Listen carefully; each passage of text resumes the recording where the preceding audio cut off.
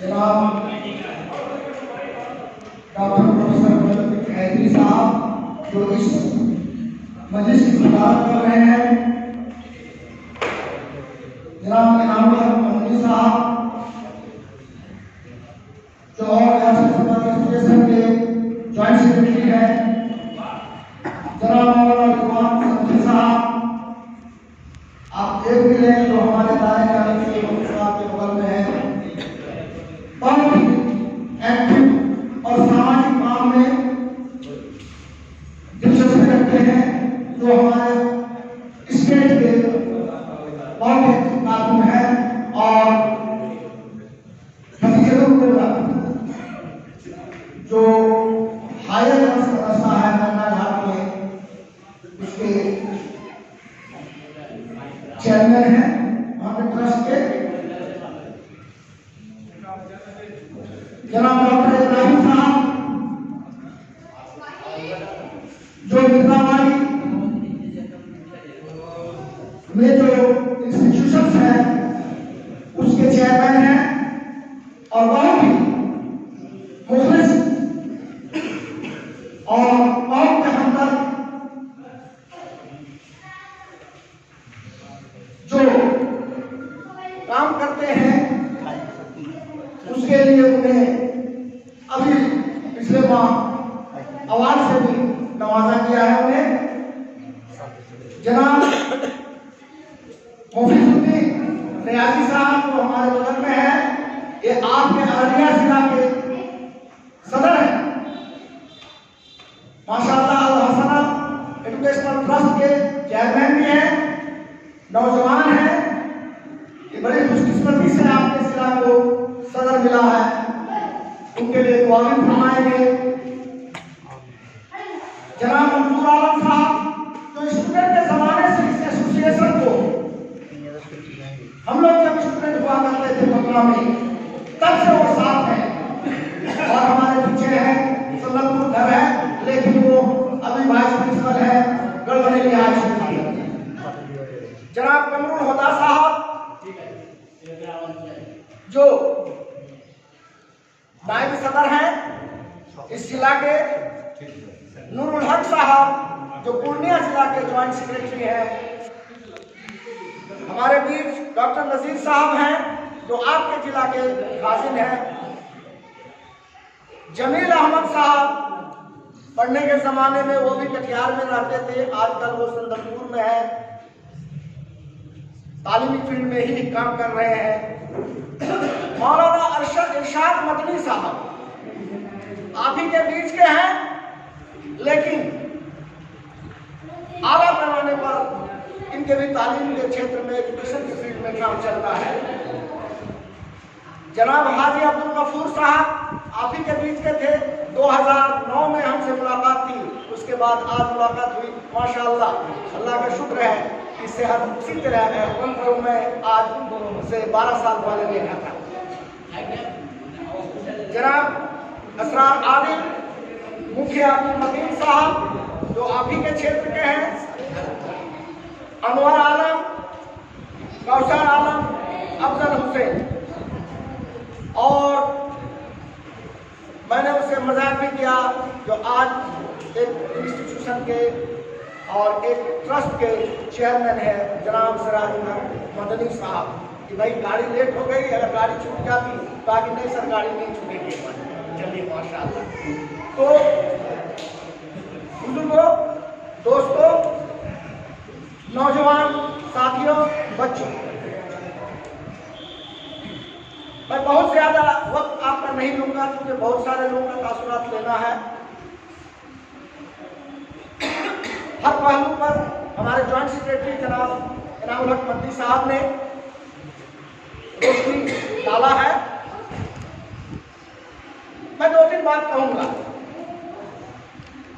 कुछ सुस्ती हम लोगों में भी हुई थी, जैसा कि आपको इनामुल हक साहब ने बताया, कुछ मजबूरियां थी। फिर मुझे जब से चेयरमैन का ओहदा दिया गया, पहला काम मैंने किया जो आपके नाम साहब ने बताया, सरकार के पास जो हमारा रिकॉर्ड 1982 में जमा किया गया था, 83-84 में हमें उसकी मंजूरी मिली थी। उसके बारे में जब पता जाकर छानबीन किया तो पता चला कि ये हमारा ब्लैक लिस्ट में चला गया है, ये सोसाइटी, ये एसोसिएशन, और फाइल भी बढ़ चुकी है। इसकी जो भी संपत्ति होती है उसे सीज कर लिया जाए, सरकारी कार्यालय में बैठा जाए। ये आजकल का नया सर्कुलर आया है। तो बुजुर्गों और दोस्तों, मुझे काफी परेशानी हुई। मैं उस वक्त बहुत ज्यादा घबरा गया। या अल्लाह, इतनी बड़ी प्रॉपर्टी, आज शेरशाहबादियों का यह एक नुमाया संपत्ति है, ये अगर चली गई हाथ से तो हम इतनी बड़ी आबादी में रह करके क्या फायदा, या हम पढ़े लिखे लोग रहकर क्या फायदा। दोबारा मैंने कोशिश शुरू की और अल्हम्दुलिल्लाह पिछला मार्च में 17 मार्च को मुझे उसके रेनवल, उस बीच में बहुत सारी बातें हैं, बहुत हाई लेवल पर भी करना पड़ा, बहुत सारे अखराजात आए, तो खैर मैं उसके तहत नहीं जाना चाहता हूँ। मैं सरसरी निगाह से कि किस लिए ये बीच में हमें सूची हमारे एसोसिएशन को हुई, मैं ये बात आपको एहसास दिलाना चाहता हूँ कि यही सब वजूहात के बिना पर थोड़ी सी कमी आई। इंशाअल्लाह जब से मिला तो लॉकडाउन हुआ, फिर भी मीटिंग वगैरह होते रही। आज सारे जितने भी हमारे बिहार के जिला में हम लोग बसते हैं, लगभग जिला में जिला कमेटी का गठन हो गया। अब दूसरे राउंड में प्रखंड कमेटी का, जिसमें आपका जिला सबसे अव्वल है, यानी जो आपके सदर हैं जनाब मोहम्मद बयाजी साहब, काफ़ी एक्टिव हैं। हम लोगों को मैंने अभी मजाकिया लहजे में कहा, ये हम लोग की खुशकिस्मती है, डॉक्टर इब्राहिम साहब, मौलाना सल्लल्लाहु अलैहि साहब, प्रोफेसर साहब या और लोग तो हमारे हैं कि भाई आप हम लोग को किसी मीटिंग में नहीं छोड़ते हैं, हम लोग के हाथ में सब मीटिंग में है दर्ज। तो खैर ये बड़ी खुशकिस्मती है कि ये चौथी मीटिंग है आपके अररिया में, उनकी क़यादत में हम लोगों की शिरकत। तो बुजुर्गों और दोस्तों, ये कहानी थोड़ी सी झलक आपको हमने बताया। अब जहां तक गवर्नमेंट का सवाल है, वहां उनका कहना है, और इसी शर्त पर हमें रेनवल मिला है कि आप लोग बताते हैं 30 से 40 लाख आपकी आबादी है, लेकिन यहाँ तो रिकॉर्ड में एक भी नहीं है। आपका मेंबरशिप कहाँ? तो मैंने कहा कुछ तो मेंबरशिप है जो रजिस्टर में दर्ज है, बोला नहीं ऐसा नहीं होगा। आपको कम से कम 1/4 मेंबर दिखाना है, यानी अगर 40 लाख की आबादी आप कहते हैं तो 10 लाख मेंबर आपको दिखाना पड़ेगा। तो बुजुर्गों और दोस्तों, मेंबरशिप किसी भी संगठन के लिए एक अहम कड़ी।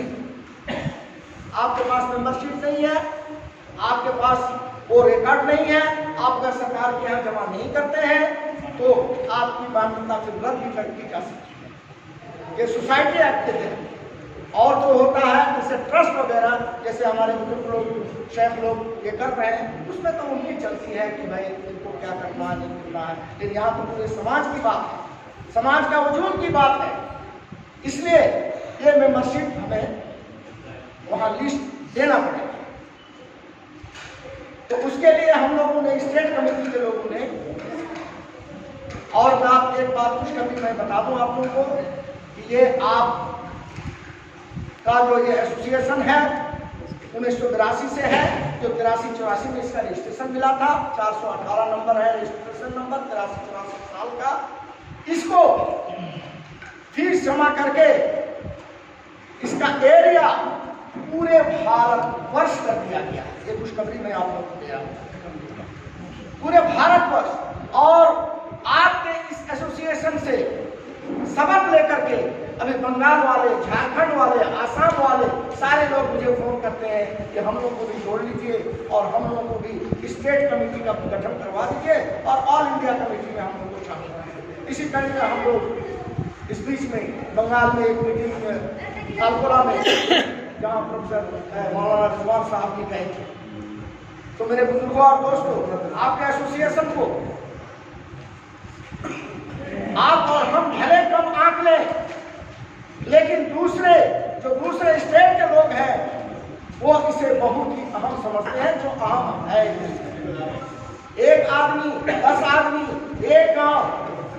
10 गांव मिल करके आप जो काम करेंगे और पूरे समाज मिल करके करेंगे तो वो ज्यादा कारगर होगा, ज्यादा इफेक्टिव होगा, ज्यादा मजबूत होगा। दोबारा मैं मेंबरशिप के बारे में बता रहा था कि 3 कैटेगरी के मेंबर हम लोगों ने स्टेट कमेटी में ये तय किया, जिसमें एक मेंबरशिप है जो जनरल मेंबरशिप, जो हर घर को, अगर एक घर में 4 बेटे हैं आपके, चारों अगर अलग हैं तो 4 मेंबर बनेंगे जरूर, और आपको लगा करके 5, और एक घर में आप ज्वाइंट हैं तो मिनिमम कम से कम 1 मेंबर, ज्यादा से ज्यादा आप जितना बन सकते हैं, तो उसके 50% करने को उसको हम लोगों ने पावर दिया। लेकिन वो समाज के काम में हो, बरादरी के काम में हो, और वह शेरशाहबादी एसोसिएशन के काम में और हम बिहाफ उनको पावर दिया। दूसरा उसका 30% जिला को जाएगा, तो आपका जो मेंबरशिप से जो आमदनी आएगी वो जिला लेवल पर मीटिंग ऑर्गेनाइज करना, कहीं किसी को हेल्प करना, कहीं आग लग गई, कहीं बाढ़ आ गया, तो उस सिलसिले में वो करके फिर पास कराना होगा। तीसरा जो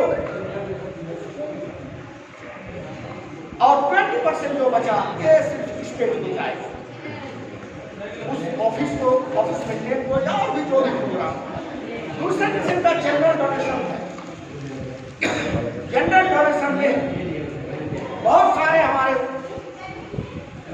बुजुर्गों के पास, नौजवानों के पास नए नए रोजगार है, काम करते हैं, पैसे कमाते हैं, तो उन लोगों के पास 500, 1000, 5000, 2000, 1000 करके जनरल डोनेशन ये कमेटी वाले जाएंगे आपके पास, उनको देना है, जिनके पास जितनी ताकत है वो देंगे।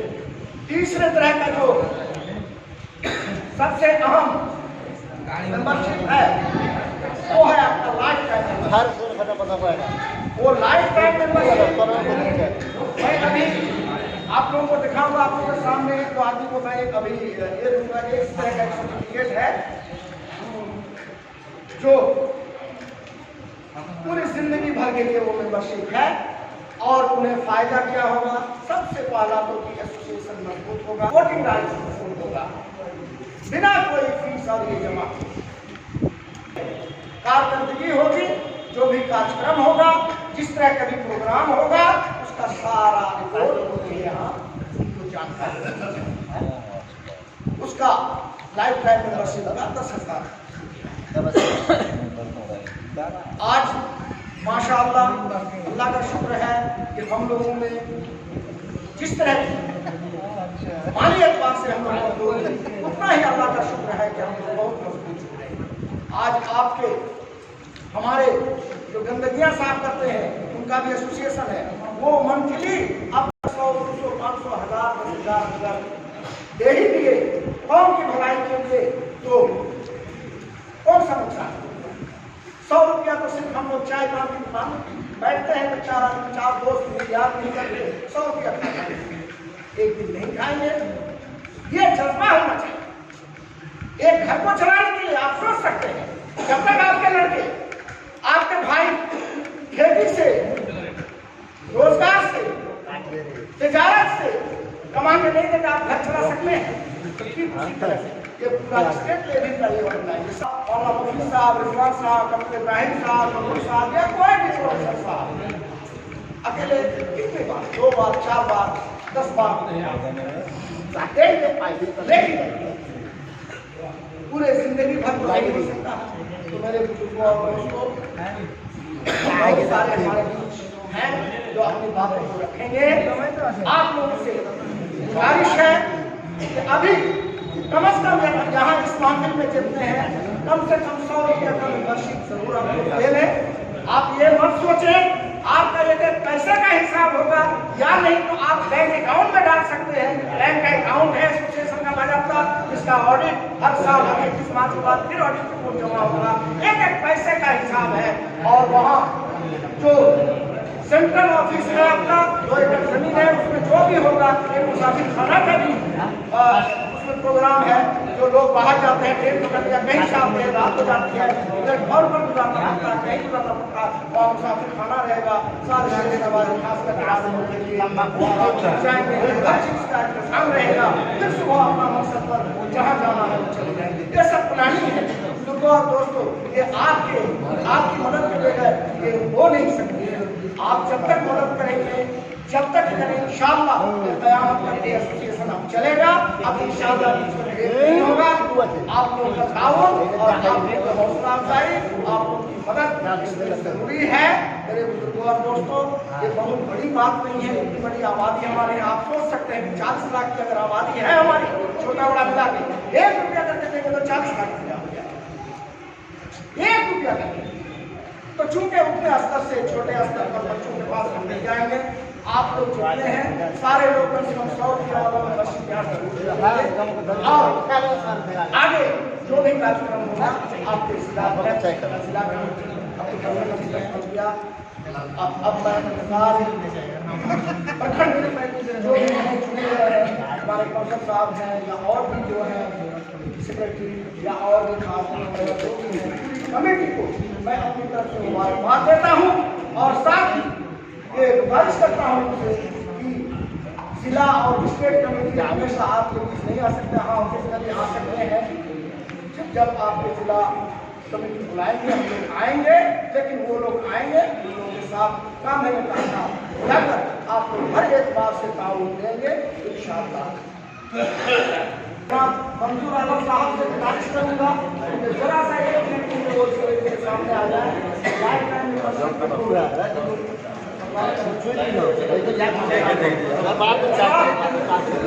चलो जाओ।